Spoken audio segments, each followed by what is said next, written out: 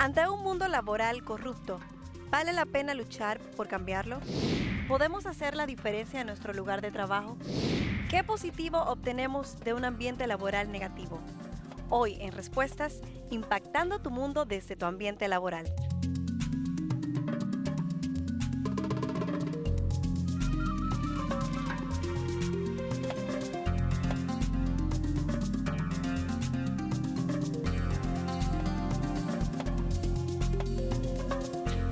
¿Qué tal amigos? Bienvenidos a una entrega más de Respuestas. En el día de hoy continuamos desarrollando la serie sobre el trabajo. El tema de hoy, impactando tu mundo desde tu ambiente laboral. ¿Cómo estás, Miguel? Muy bien, Elaine, ¿y tú? Muy bien, gracias a Dios. ¿Cómo estás, José? Muy bien, gracias a Dios. Qué bueno, en programas anteriores hemos hablado de que el trabajo es una bendición que le importa a Dios, que no debemos hacer distinción entre lo sagrado y lo secular.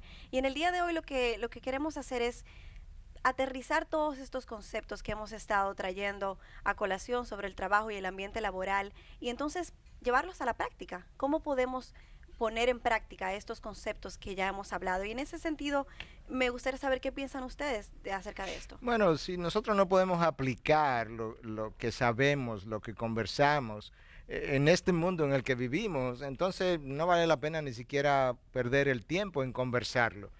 Ciertamente el conocimiento tiene valor, pero solamente tiene valor si es aplicable. Y de esa manera, entonces, entendemos que tú puedes comenzar con los conceptos generales, pero tú tienes que aterrizar. Y en particular, hablando ya del trabajo, después de haber hecho 3 programas diferentes, tenemos que comenzar a hablar de situaciones específicas, de tal manera que el que nos escucha pueda encontrarle el valor en su trabajo, en el día a día, aquello que ha estado escuchando. ¿No crees, José? Bueno, sí, realmente el problema yo creo que como seres humanos nos gusta demasiado teorizar.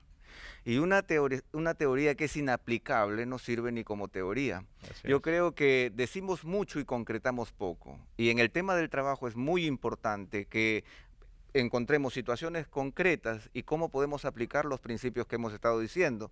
Porque a veces es como tener un mapa y quedarme contento con conocer las regiones en el mapa, pero nunca recorrer geográficamente el lugar para descubrir si el mapa es cierto o no. Así es, entrando directamente en materia, para muchos hoy el trabajo es como un campo de batalla. Y allí, en ese campo de batalla, es donde irónicamente pasan la mayor parte de su tiempo. Muchos trabajan 8 horas, otros muchísimas horas más. En ese sentido, no solamente viene a ser un campo de batalla donde pasamos la mayor parte de nuestro tiempo, sino que tenemos que relacionarnos con personas de diferentes tipos, personalidades y demás. Y aunarnos a ello, trabajar asociados con ellos para lograr un objetivo común para esa empresa para la cual trabajamos. En ese sentido, ¿cuál debe ser mi expectativa y mi perspectiva en mi ambiente laboral? Déjame comenzar leyendo un texto de las Escrituras. Eclesiastés 5:8 dice lo siguiente: si ves la opresión del pobre y la negación del derecho y de la justicia en la provincia, no te sorprendas del hecho, porque un oficial vigila sobre otro oficial y hay oficiales superiores sobre ellos. Quería llamar la atención al hecho de que el texto nos llama a que cuando tú veas la injusticia, cuando tú veas la adversidad, lo mal hecho, a la ausencia del deber, del derecho en la práctica, que no te sorprendas. Vivimos en un mundo en que eso es el día a día, esas son nuestras expectativas. De este lado de la gloria, hasta que Cristo regrese, no podemos esperar otra cosa. Ahora, no podemos decir eso y cruzarnos de brazos, porque no estamos aquí para eso tampoco. Pero sí debemos entender que en el ambiente de trabajo al que yo voy a trabajar día a día, yo me voy a encontrar en múltiples situaciones engorrosas, difíciles y muchas veces de pecado, adversas. E incluso yo admitir que cuando yo ingreso a trabajar a ese lugar, yo contribuyo con actitudes pecaminosas muchas veces al ambiente de trabajo, porque yo soy un ente caído también. Si nosotros tenemos entonces esa expectativa, vamos a tener una mejor forma de responder entonces correctamente y entonces preguntarnos qué es lo que yo puedo hacer o debo hacer dadas estas condiciones. José, muchos habiendo escuchado que producto de la caída del hombre, el ambiente laboral ha quedado irremediablemente afectado, en ese sentido es probable que diga, bueno, no vale la pena entonces hacer un esfuerzo, ¿de qué nos sirve tratar de luchar en contra de la corriente?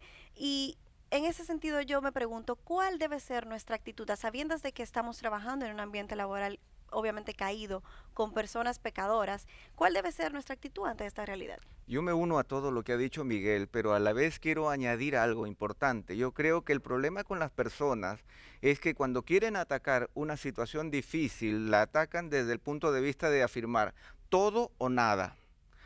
Tiene que ser instantáneo y tiene que ser hecho por mí.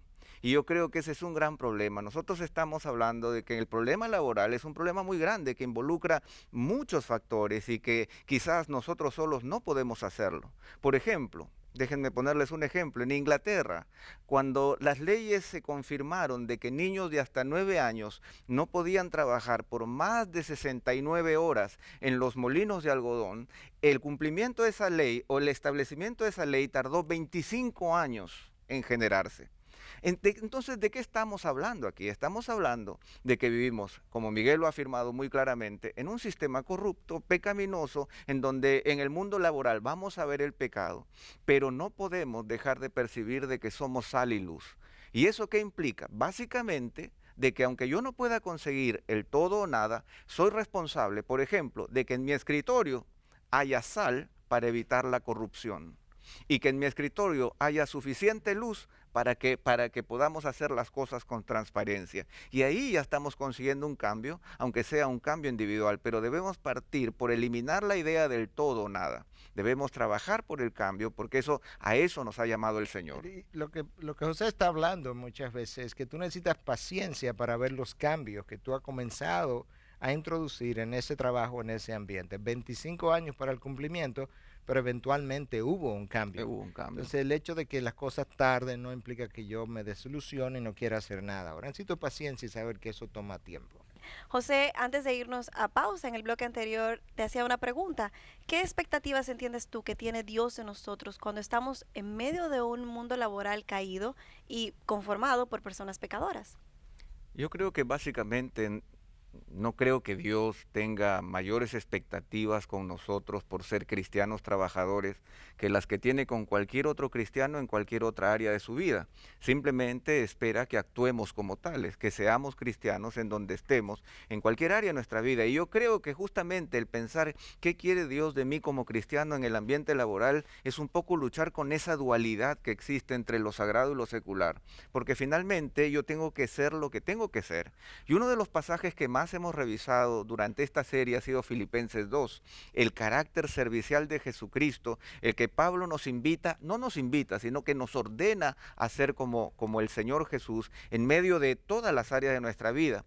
Y en el verso 12 de esa misma sección de Filipenses, el capítulo 2, el Señor nos dice que seamos sin tacha en medio de una generación torcida y perversa, en medio de la cual resplandecéis como luminares en el mundo, sosteniendo fuertemente la palabra de vida. Y aquí están, creo que son los dos elementos a los cuales el Señor nos está invitando a tomar. Por un lado, ser luz.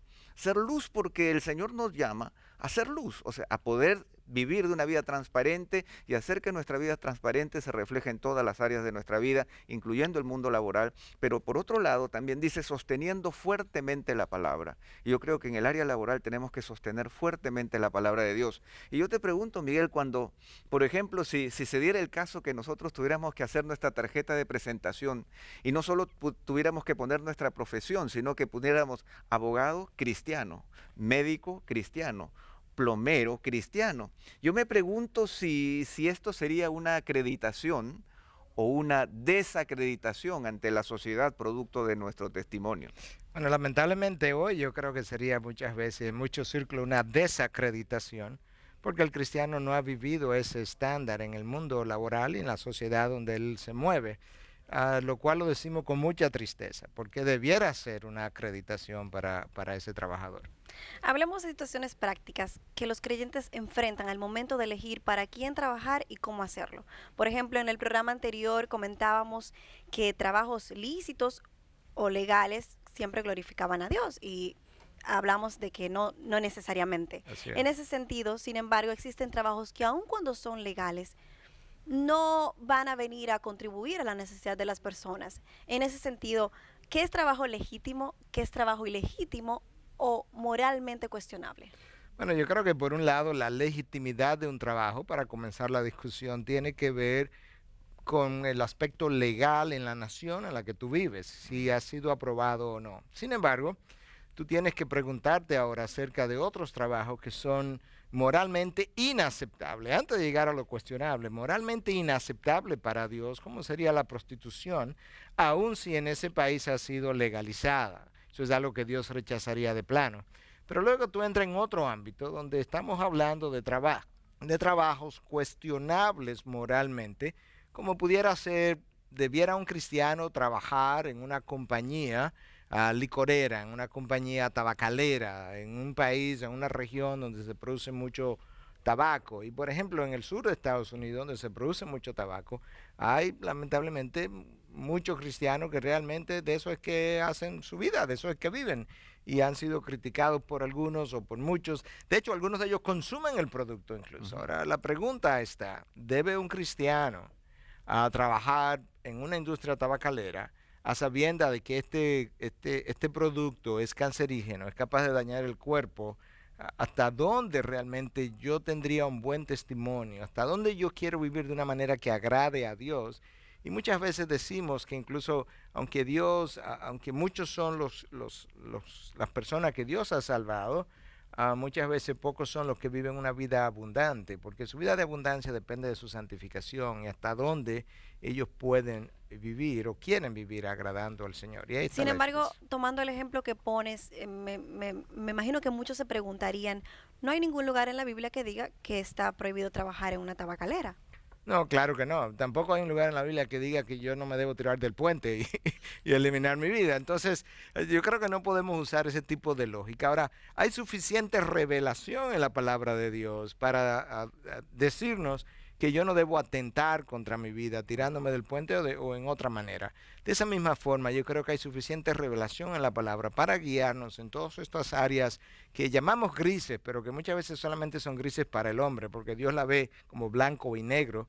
Entonces yo creo que necesitamos ver a la luz de esa revelación qué es lo que Cristo haría o no haría. A mí me resulta cuesta arriba pensar que Cristo estaría dispuesto a ser el vicepresidente o ser un trabajador menor en una compañía que produce un producto que él sabe que mata a millones de personas todos los años a nivel mundial. Yo no concibo eso en mi mente.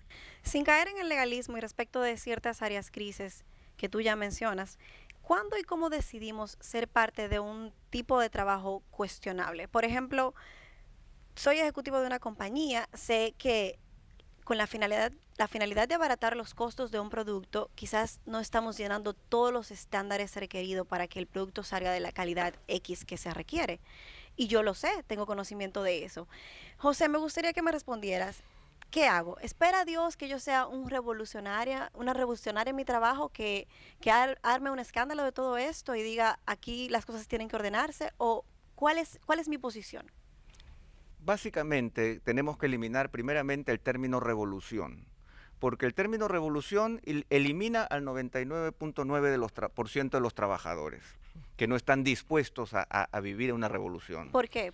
Porque en realidad el Señor no nos llama a una revolución, sino a una transformación. Amén. Y es la transformación que tiene que ver con la lucha contra la corrupción, como la sal que penetra en medio de la carne para evitar su descomposición, y la luz que inmediatamente vence la oscuridad. No estamos hablando de una revolución, estamos hablando sí de un proceso de transformación. Y básicamente, ya que queremos aterrizar estos conceptos, entonces lo primero que tenemos que señalar es que si nosotros estamos trabajando y se nos está invitando o se nos está obligando a producir un producto bajo los estándares legales, entonces o copiar un producto sin tener la autorización de los dueños de ese producto, entonces estamos hablando de que se están quebrantando las leyes. Y lo primero que tenemos que hacer como trabajadores cristianos es obedecer las leyes. Estamos llamados a obedecer las leyes y a trabajar por la vida.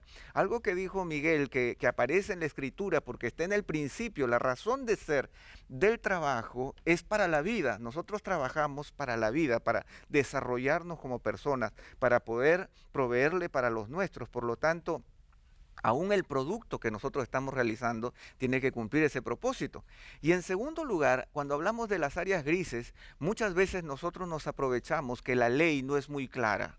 Decimos, pero si la ley no lo prohíbe, lo hemos escuchado tantas veces que nos dicen, pero la ley no prohíbe esto, es claro, pero cuando hablamos de la legalidad, nosotros tenemos que reconocer que la moralidad es superior a la legalidad. Y cuando nosotros actuamos, podemos actuar muy legalmente, pero podemos actuar absolutamente en inmoralidad delante de Dios. Entonces, por lo tanto, nosotros debemos reconocer que básicamente, por ejemplo, me acuerdo de un proverbio que dice, la justicia, el peso y balanzas justas son del Señor, todas las pesas de la bolsa son obra suya. O sea, estas pesas que sirven para poder saber cuánto vale un producto, dice que son de Dios, no es algo que el hombre establece. Y yo creo que nosotros tenemos que partir por el hecho de obedecer la ley y descubrir que la moralidad de Dios basada en la palabra es lo primero que el Señor nos llama a cumplir. Luego podemos hablar de revolución, de cambio, pero la principal transformación que debe ocurrir hoy en nuestros corazones es que debemos obedecer la ley, los principios, y luego también descubrir aquello que es moral e inmoral en nuestro trabajo. Pero Miguel, yo me pregunto, ¿hasta qué punto debemos luchar? Sobre todo cuando somos quizá uno en contra de miles que van en contra de la corriente. ¿Vale la pena el esfuerzo? O sea, ¿no creen ustedes que se hace difícil luchar en contra de la corriente cuando todos van para un lado y solamente 2 o 3 van hacia el lado contrario? Bueno, yo creo que todo depende de la perspectiva con la que tú comienzas. Si tú entiendes que los cambios siempre han sido producidos por la minoría, entonces tú te vas a dar cuenta que vale la pena comenzar. A Jesucristo, con 12 hombres ordinarios, sin educación, voltearon todo el imperio romano con lo de adentro para afuera y lograron cambiarlo en el tiempo. Todo toma tiempo, no podemos ver los cambios de la noche a la mañana. Martín Lutero desafió todo el sistema religioso de su época y desafió todo lo que fue el poder político incluso, que estaba junto en ese momento, y sin embargo logró cambios monumentales. Abraham Lincoln en Estados Unidos, Wilberforce en Europa, lograron cambiar, abolir la esclavitud contra los negros y demás. De manera que eso es algo que necesitamos recordar. G.K. Chesterton, ese gran pensador, decía lo siguiente: no necesitamos buenas leyes para restringir a gente mala. El problema está en que la mayoría no quiere aceptar sus responsabilidades. Por tanto, la mayoría no quiere aceptarla. Por tanto, generalmente es la minoría que necesita proteger a la mayoría de su propia preferencia para tontamente aceptar una tiranía. Es la minoría la que salvaguarda los procesos. Y ya hablando a nivel social, si tú eres una persona de valor, tú vas a ir en contra de la sociedad, en contra de la corriente todo el tiempo. Y cuando lo hagas, tienes que cuidarte de que en el proceso tu mente no sea transformada. Oye lo que dice Romanos 12:2. Y no os adaptéis a este mundo, sino transformaos mediante la renovación de vuestra mente, para que verifiquéis cuál es la voluntad de Dios, lo que es bueno, aceptable y perfecto. No puedes darte el lujo de tener tu mente transformada en el proceso de tu querer transformar la sociedad, porque si tu mente es transformada a la manera del mundo, tú terminarás pensando de esa manera. Miguel, en el bloque anterior citabas a Romanos 12:2. Me gustaría volver a leerlo porque tengo una pregunta con relación a este versículo. Dice, y no os adaptéis a este mundo, sino transformaos mediante la renovación de vuestra mente para que verifiquéis cuál es la voluntad de Dios, lo que es bueno, aceptable y perfecto. ¿Cuáles serían las consecuencias para nosotros de tener una mente adaptada o conformada a este mundo? Bueno, de nuevo, déjame comenzar por las Escrituras. Proverbios 23:7 dice, como él piensa dentro de sí, así es. Nosotros, como pensamos, somos y somos como pensamos. Entonces, ¿qué ocurre? Si yo logro cambiar tu forma de pensar, yo he logrado cambiar tu forma de actuar, de hablar, de medir las cosas. Lamentablemente, la sociedad, para darte una idea, ha logrado cambiar la manera como el hombre de hoy evalúa, mide su trabajo. Ya él no ve el trabajo como un instrumento o algo que él puede usar para impactar y cambiar su mundo, su entorno. Él lo ve como un medio de él aumentar sus finanzas. Y honestamente nadie que esté viendo el trabajo primordialmente como un mecanismo, un instrumento, una forma de aumentar, mejorar sus finanzas, va a querer involucrarse en procesos de cambio de ese trabajo, de la sociedad en la que él está inmerso, porque él no ve su trabajo con ese propósito. De tal manera, entonces, que nosotros necesitamos tener una mente bíblica, algo que que sea conforme a los patrones de Dios y luchar para que mi forma y mi cosmovisión bíblica no sea cambiada por la sociedad y también, como ya aludí en un momento atrás, no ser cambiado en el proceso de tal forma que yo sucumba precisamente a las corrientes de pensamientos del momento. Yo me pregunto, ¿qué es negociable y no negociable dentro de un trabajo? ¿Con qué cosas yo puedo vivir y con cuáles no? Por ejemplo, se da la situación de que en mi lugar de trabajo tengo un jefe que mm, quiere que, por ejemplo, le llaman por teléfono y me dice, no, dile que no estoy. Y en ese sentido me está incitando a que yo mienta. ¿O qué hago yo con un jefe que abusa verbalmente de sus empleados o acosa sexualmente a sus empleadas? Básicamente, lo que tenemos que ver es, permítanme, antes de responder o juntarme con Miguel para crear una mejor respuesta, poner esto en perspectiva histórica. Porque cuando hablamos de casos como este, de la secretaria al que el jefe le dice, dile que no estoy, o hablamos de abuso, o etcétera, todas las cosas que hemos venido mencionando, nosotros tenemos que descubrir que desde la revolución industrial, cuando el sistema de trabajar del ser humano cambió del campo a las fábricas, de tener un periodo cíclico de estaciones y de horas de la luz del día a vivir encerrados en fábricas y en oficinas.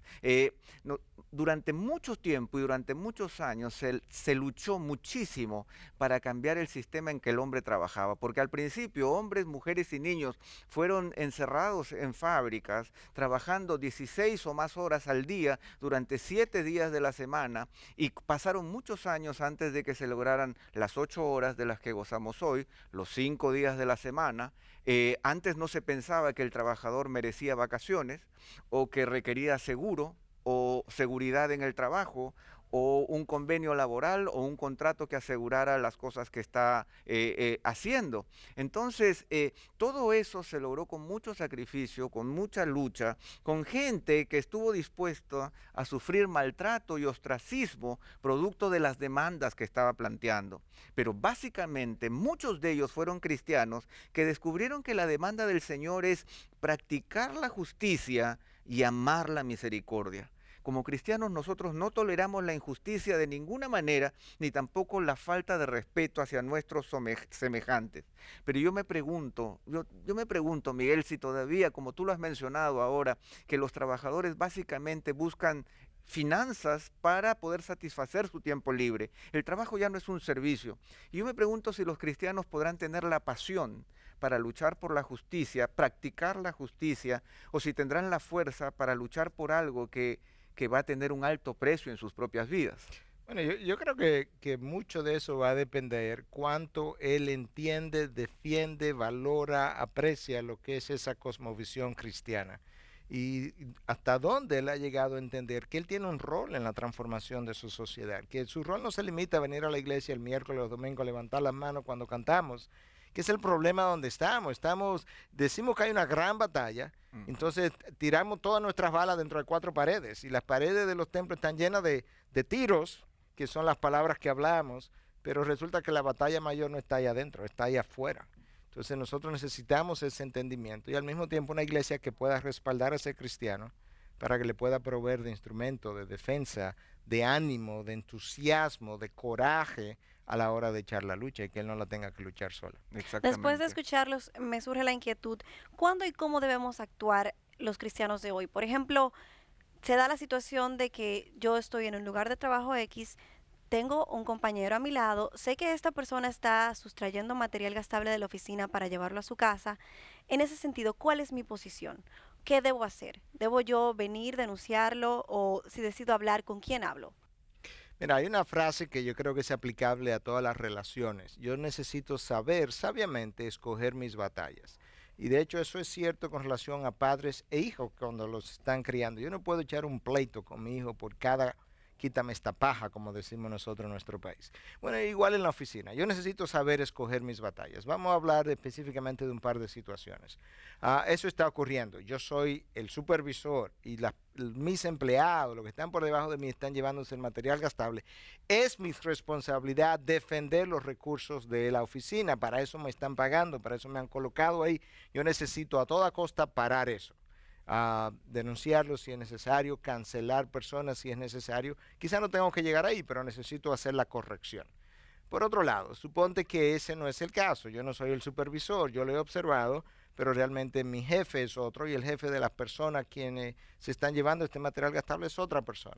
Una posibilidad es que yo pueda hablar con la persona, si tengo la posibilidad de hacerlo, mucho mejor, y poder ir directamente a la fuente. No puedo hacerlo, por la razón que sea, que pueden ser múltiples.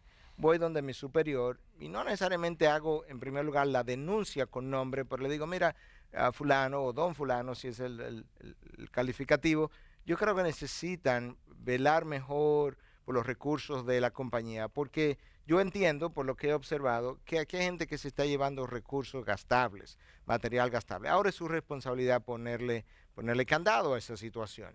Pero en otras situaciones quizás me toque denunciar con nombre. Va a depender de cada caso, de qué se trata, cuál es el precio que la compañía o yo o la fe cristiana o mi testimonio pudiera pagar. Pero tenemos que estar dispuestos a hacerlo. Sí, José, como cristianos, yo como cristiana debo involucrarme en todo lo que está pasando, debo venir como justiciera a hacerle la justicia o ¿cuál es mi posición? ¿Cuál es la posición que yo debo asumir? Ujú.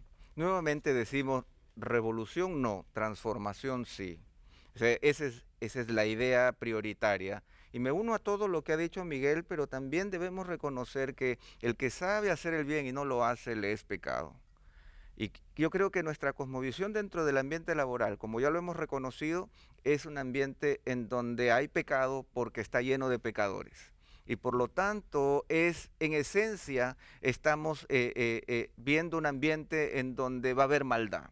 Entonces, lo primero que yo reconozco como cristiano es que yo soy parte del problema, pero quiero hacer un cambio, quiero ser ahora parte de la solución. Pero ser parte de la solución no es como lo que tú has mencionado, lanzarme a la batalla por los derechos de los trabajadores. Yo creo que nosotros tenemos que actuar con mucho tino y con mucha sabiduría para buscar un ambiente laboral que sea más sano, más justo, más productivo. Pero yo debo cuidarme. Como dijo Miguel, tengo que escoger mis batallas y para escoger mis batallas yo no tengo que llevarme por una evaluación débil que luego me lleve a hacer un juicio muy fuerte que no tenga sustento.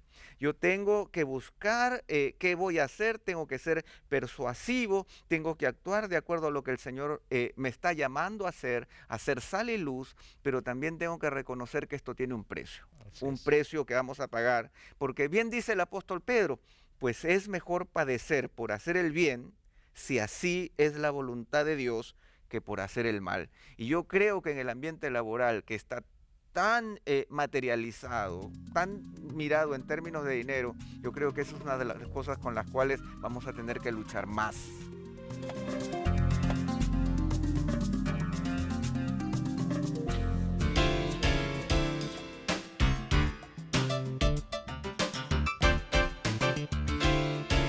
Durante varios domingos hemos estado hablando acerca de qué manera el trabajo le importa a Dios.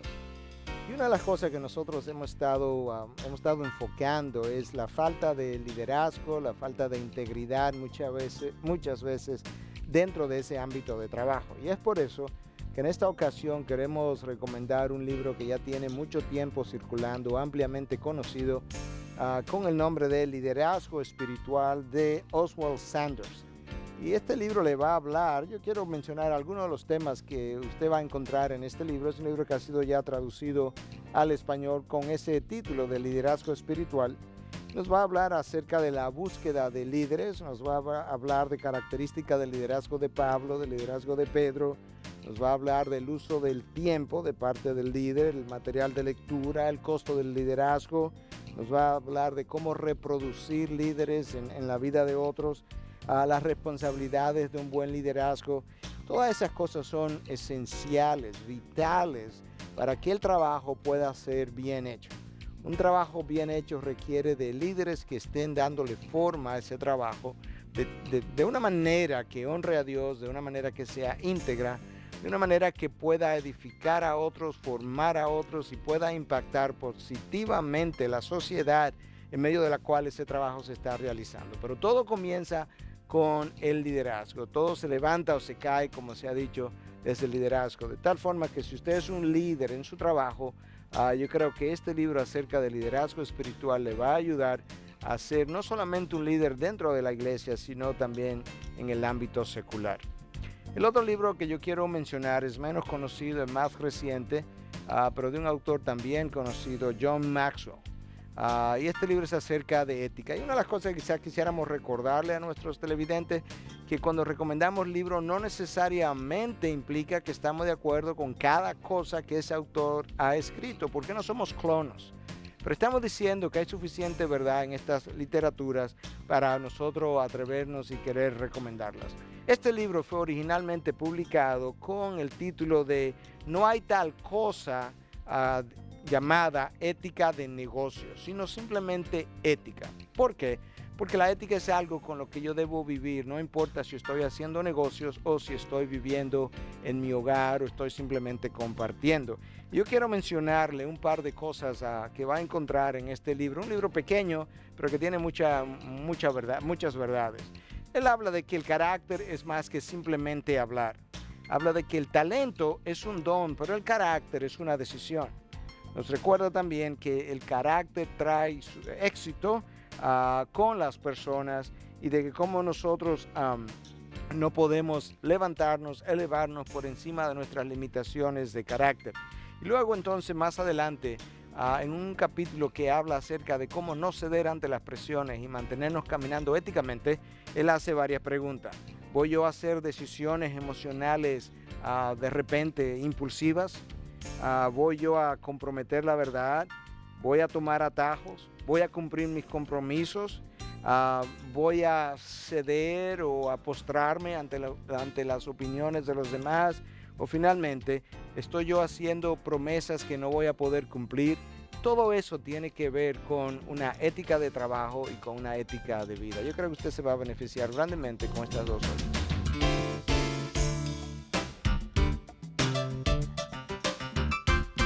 En el bloque anterior les comentaba que es muy usual que ante una situación difícil en el trabajo, escuchar a hermanos cristianos aconsejarle a otros, ora y espera. Miguel, ¿es la oración suficiente en estos casos?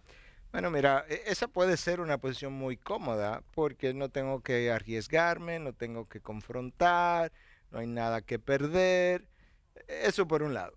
Por otro lado, sin embargo, hay un rol que la oración tiene y yo creo que orar y a veces esperar siempre es un buen comienzo. Pero nota cómo yo usé esa frase, es un buen comienzo, lo que implica que no es todo, porque Dios mismo me va a pedir muchas veces actuar consecuentemente con lo que voy viendo, encontrando, y como Él mismo me puede dirigir en oración.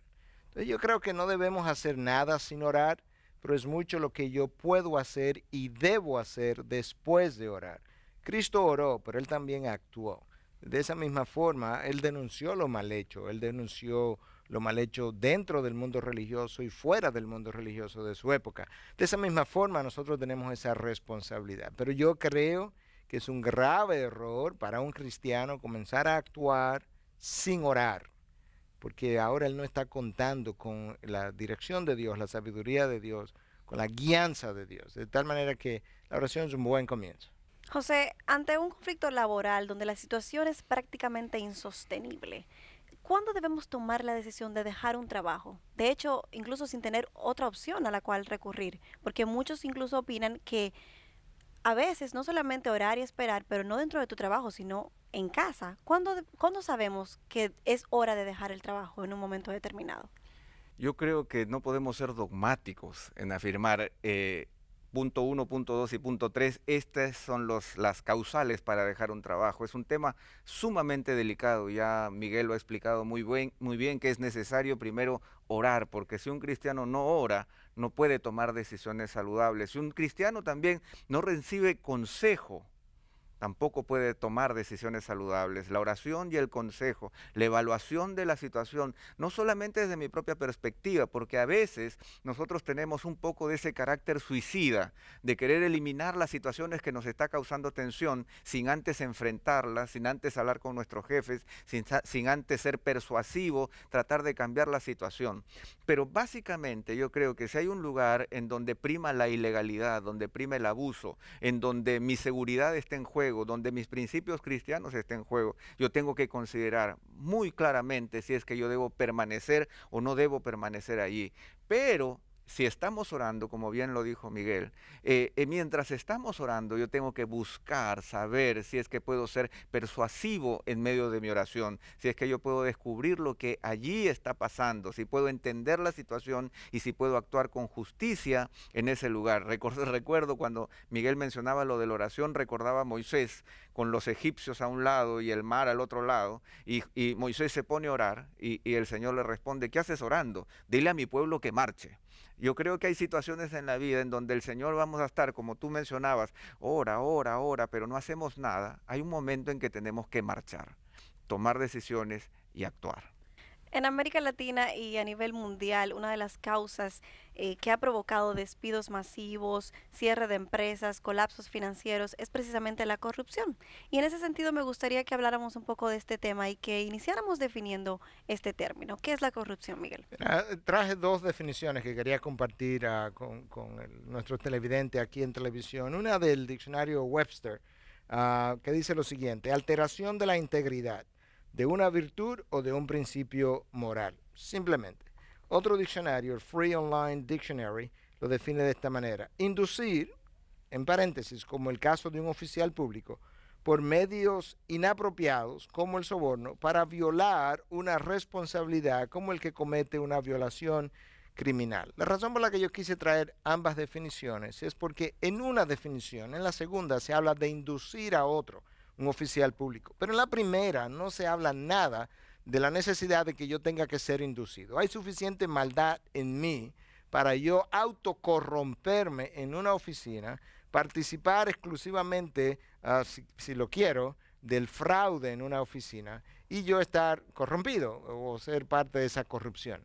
De manera que, por un lado, muchas veces la corrupción ha sido inducida, pero por otro lado, en mí hay suficiente maldad y un mundo caído dentro que es capaz de entrar en un mundo de corrupción y practicarla por sí solo. Cuando hablamos de la corrupción administrativa, muchos piensan en el gobierno porque es allí donde se dan los escándalos más sonados, pero ciertamente la corrupción no solamente se da a nivel público, sino también a nivel privado. Miguel, ¿cuáles son los factores que entiendes tú contribuyen a la corrupción?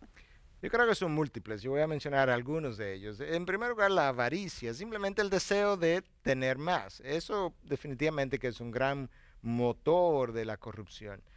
Número dos, el hedonismo de nuestros días, que no sabe esperar, no quiere pasarse 15, 20, 25 años trabajando arduamente para luego tener un beneficio, sino que quiere hacerse millonario en 2 años. Eso contribuye significativamente. El hambre del poder, el dinero da mucho poder y el poder entonces en manos corruptas crea mucho dinero también. Lamentablemente, eso es otro factor significativo. Nuestros países tienen sistemas judiciales y legislativos sumamente débiles, donde las leyes son elaboradas pero luego no se aplican. Lamentablemente eso va a contribuir a que entonces mucha gente se sienta en libertad de poder hacer uso de esa corrupción. Y un fenómeno en América Latina que lo acabamos de vivir ahora con el golpe de Estado en Honduras es la inestabilidad política. Y mucha gente piensa entonces, si subimos al poder, quién sabe si estos son mis primeros y únicos 4 años, yo necesito hacerme de dinero antes de bajarme del poder. Entonces, esa inestabilidad política e incertidumbre que le crea a muchos empleados muchas veces, contribuye, no es que es la causa, pero contribuye a que mucha gente quiera amasar dinero corruptamente, rápidamente, porque quizás no tenga otra oportunidad de ser parte del tren laboral, del gobierno o de una empresa. Así, ahí tú tienes varios de los factores, aunque hay muchos más todavía. Por lo que me dices, parecería que la corrupción es prácticamente incontrolable, ¿no crees, José? No, yo no lo creo, no creo. Nosotros tenemos la idea en Latinoamérica porque hemos vivido siglos, no décadas, siglos de una corrupción absurda en nuestros países, en donde básicamente yo creo que nos hemos hecho de la vista gorda ante tanto fenómeno de corrupción. Y aún en nuestros días, si leemos los periódicos de Latinoamérica, nos vamos a encontrar con muchas denuncias de corrupción, pero vemos poca manifestación, no solamente de los gobiernos en contra, sino de nosotros como ciudadanos particulares, debiéndonos llenar de ira ante el uso indiscriminado y el abuso de los dineros que forman parte de nosotros mismos, de nuestros impuestos. Mira, lo que dice Eclesiastés, hay un pasaje de Eclesiastés que es muy claro. Eclesiastés 9:11 dice: como la sentencia contra una mala obra no se ejecuta enseguida, por eso el corazón de los hijos de los hombres están en ellos, entregados enteramente a hacer el mal. Y nuestra falta de entereza por hacer justicia inmediata ha hecho que la corrupción se apodere de toda nuestra vida pública. ¿Y sabes qué es lo peor? Lo peor es que nosotros creemos que necesitamos a los corruptos. Y nosotros creemos que sin los corruptos no vamos a poder salir adelante. Nosotros escuchamos a tantos empresarios, amigos, que nos dicen: no, si yo no pago, esto no sale. Si yo no entrego esto, esto no va a funcionar nunca. No podemos vivir sin ellos. Y eso es un círculo vicioso. Y pensamos que nuestra prosperidad depende de garantizar o facilitar la corrupción o darle la espalda a la corrupción. Pero un proverbio dice: mejor es lo poco con justicia que gran ganancia con injusticia.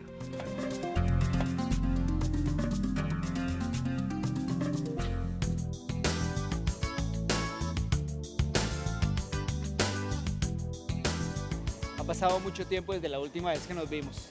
El aroma en el ambiente ha cambiado. Avaricia, corrupción desenfrenada, ganas de tenerlo más rápido, más pronto, escándalos, un aroma Wall Street. Recientemente estuve leyendo en un artículo de David Brooks acerca de lo que ha generado todas estas revelaciones. Ha nutrido una creciente ira contra los banqueros y financieros, ya que es el pueblo quien, a fin de cuentas, termina pagando. Todas estas estafas que han originado una gran parte de la crisis actual, la gente lo ve como que es contra ellos mismos. Los financieros, que hasta hace poco eran admirados y respetados y hasta envidiados, son hoy el blanco de la ira y el descrédito del pueblo norteamericano y del mundo entero. Tal es el caso de Bernie Madoff, hace poco considerado uno de los hombres más sabios de Wall Street, admirado por todos sus socios y ídolo de estudiantes universitarios que aspiraban a ser como él. Hoy en día tiene que usar un chaleco antibalas cuando es escoltado a los tribunales, acusado de haber realizado la mayor estafa de la historia de Estados Unidos, unos 50.000 millones de dólares.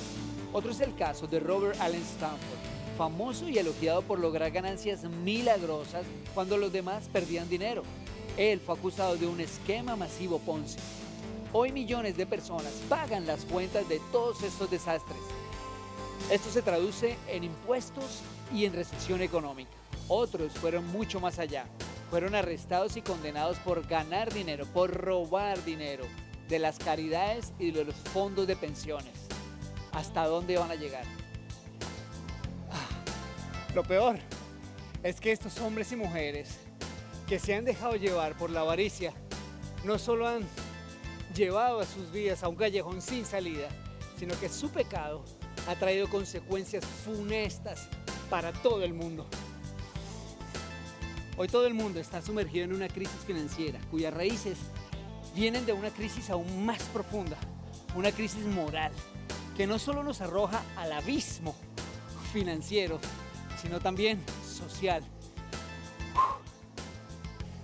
Las ganas de subir más rápido nos hacen bajar aún mucho más. Hasta la próxima, en Paralelo.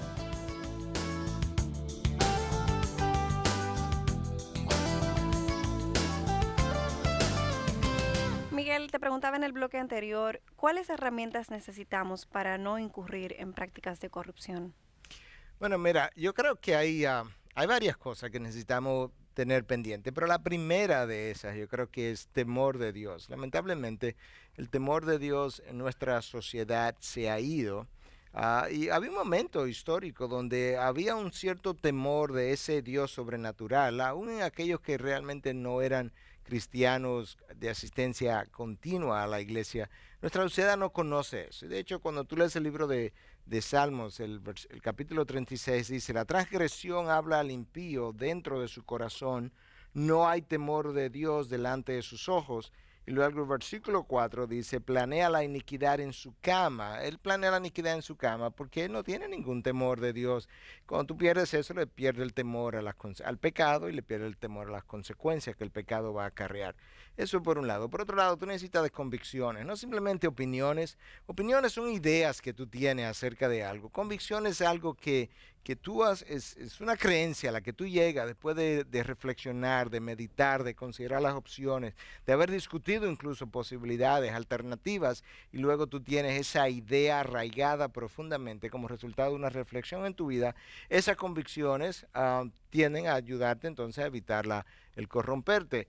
Una buena relación con Dios te va a permitir ver tu pecado con mayor regularidad. Y finalmente yo creo que muchas veces nosotros también cedemos fácilmente ante las presiones producto de nuestras propias inseguridades. Y mientras más seguro yo estoy, mientras más sano está mi mundo emocional, yo creo que mucho menor el chance, no es cero, pero mucho menor el chance de que yo me vea forzado a ceder ante las presiones que me llevan entonces a corromperme. Y no quería terminar sin mencionar esto. Yo creo que una correcta visión de Dios también nos va a ayudar, porque cuando tú ves al Dios que hoy se presenta, un Dios que es solo amor, sin nada de justicia, sin nada de santidad, entonces ese Dios me vive perdonando toda mi corrupción. Pero tú necesitas una visión de Dios correcta, de que también es un Dios completamente justo y que ha dicho que Él no dejará al culpable impune, no dejará impune al culpable. Ese temor de Dios y a sus consecuencias tenemos que infiltrarlo, entonces mejoraremos quizás las posibilidades de que el hombre pueda restringir su corrupción. Durante el desarrollo del programa de hoy hemos estado hablando de todas estas situaciones que se presentan en un ambiente laboral. Y a modo de conclusión, me gustaría que ambos me respondieran, ¿qué rol juega Dios en medio de este caos laboral? Probablemente muchos incluso dirán o cuestionarán, si Dios es Dios, ¿por qué Él no cambia las cosas sobrenaturalmente y nos arregla este ambiente laboral? ¿Qué piensas tú, José? Nosotros somos mayordomos en medio de esta creación. El trabajo es en esencia el trabajo para Dios, para nuestra subsistencia y para poder sostener a los que están con nosotros y también al resto de la sociedad. Pero el Señor ha establecido el trabajo y el mundo laboral básicamente para los seres humanos. Lo que nos toca a nosotros no es ver a Dios interviniendo sobrenaturalmente y cambiando las cosas, sino hacer que los principios de Dios se ejerzan dentro del mundo laboral de manera esforzada, directa, buscando la justicia y la presencia de Dios y la gloria de Dios en medio del trabajo, para que el Señor sea glorificado y nosotros como cristianos seamos sus mayordomos. Así es, yo creo que algo que José ha dicho varias veces en el programa acerca de que no estamos aquí para crear una revolución, y ahora lo relaciono a Dios en un segundo, sino una transformación. Bueno, alguien decía, creo que fue Chesterton, que decía lo siguiente, que amar la justicia, que Dios la ama, no implica vengarla, sino hacerla crecer. Y yo creo que eso es lo que Dios está haciendo a través de nosotros. Está haciendo crecer la justicia, su reino de justicia aquí en la tierra. Y Dios, de manera que nosotros no sabemos, usa todas esas condiciones adversas y aún pecaminosas como no hay mejor ilustración que esta. Él permite que a su hijo lo crucifiquen. No ha habido un acto más vil que la crucifixión del Hijo de Dios, Dios mismo encarnado, un hombre sin pecado. Y sin embargo, ese acto pecaminoso fue usado por Dios para transformar la humanidad. Dios usa las acciones pecaminosas de los hombres y usa las condiciones adversas de nuestro trabajo precisamente para llevar a cabo su plan, su propósito. ¿Cómo Él hace todo eso? No está siempre claro. Pero yo quisiera terminar esta intervención mía recordando unas palabras de Winston Churchill acerca de cuando veamos este caos en el que tú mencionabas, que no podemos rendirnos, tenemos que seguir luchando. Y en medio de una de las situaciones peores de la Segunda Guerra Mundial, Churchill decía en uno de sus discursos, creo que fue el discurso entero fue esto: nunca te rindas, nunca te rindas. Nunca, nunca, nunca, nunca, nunca, en nada, grande o pequeño, algo significativo o sin importancia, nunca te rindas, excepto a convicciones de honor y sentido común. Nunca te rindas a la fuerza, nunca te rindas a lo que parece ser una fuerza abrumadora del enemigo. 1941, octubre 29. Yo creo que eso es un gran recordatorio y él fue grandemente usado para resistir el imperio nazi de ese momento y que Inglaterra no sucumbiera precisamente. No podemos rendirnos a la adversidad. Exactamente. José, muchísimas gracias por habernos acompañado. Gracias a ti. Gracias, Miguel, una vez más por siempre estar con nosotros. Gracias. A ambos por estas informaciones tan valiosas que han compartido en el día de Bueno, hoy. gracias a ustedes, por así decirlo, porque creo que tú como conductora ahora del programa y José, yo creo que ha aportado significativamente a lo largo de estos programas acerca de las condiciones del trabajo, nuestra reacción, lo que debemos hacer. Así que gracias a ambos. A ustedes, amigos, les reiteramos la invitación para que visiten nuestra página en internet integridadysabiduría.org. Será hasta la próxima. Muchísimas gracias por habernos acompañado.